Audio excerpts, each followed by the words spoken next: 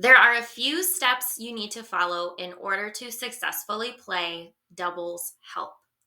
First, you need to make sure you have a recording sheet, a pencil, and one spinner that you're going to move over these numbers here.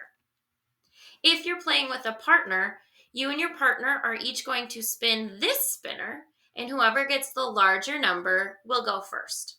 I am playing by myself. So the first thing you and your partner are going to do is spin to see who is going to go first. However, you're going to work together to solve these multiplication equations down below. Now, I notice the facts in each box are actually the same. They just flipped the factors. 2 times 3, 3 times 2. So I'm going to go through and write a couple of the first answers, but I'm not going to write them all because you and your partner are going to do this too. And I want you guys to figure it out. So 2 times 3 is 6. If I have two groups of 4, that's the same as 4 plus 4, so that is 8. And I'll do this one. 2 times 7 is two groups of 7. 7 plus 7 is 14.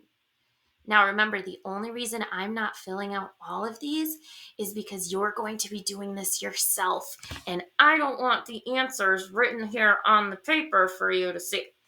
So once you and your partner have filled out all of these answers, not just the first couple I did, player 1 is going to spin each spinner once.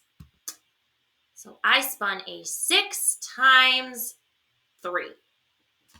6 times 3. I need to think what doubles fact could help me figure out 6 times 3, or 3 groups of 6. Now, what if I didn't have 3 groups of 6? What if I just had 2 groups of 6? I can use this doubles fact to help me. 3 times 6. So, what if I pretend instead of 3 times 6, I have 2 groups of 6? 2 groups of 6 is the same as having 6 plus 6, which is 12. But really, I have one more group of 6. Not just 2 groups of 6, but 3 groups of 6. So I need to add one more 6 to the answer I got below. 12 plus 6 is 18.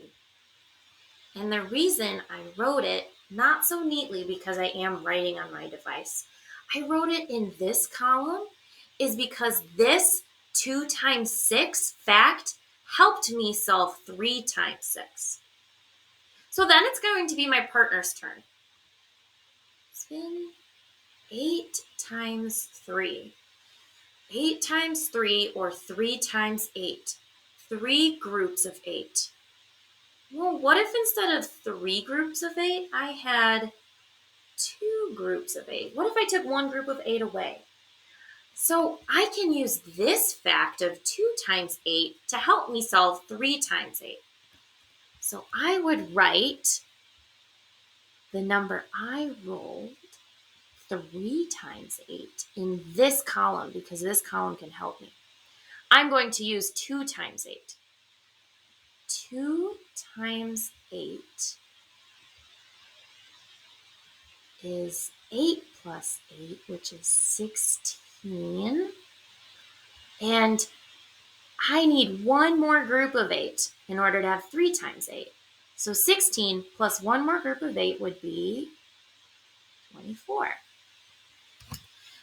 Okay, now it goes back to player 1. I'm going to go over one more thing before we talk about how to win. So, let's say I spun another 6 times 3. Well, I already have the same exact fact here. So rather than solve it again, I would just write 6 times 3 on this line. The winner is who can put one fact in each column. So you have to get lucky with your spins. Can you spin a multiplication equation that can use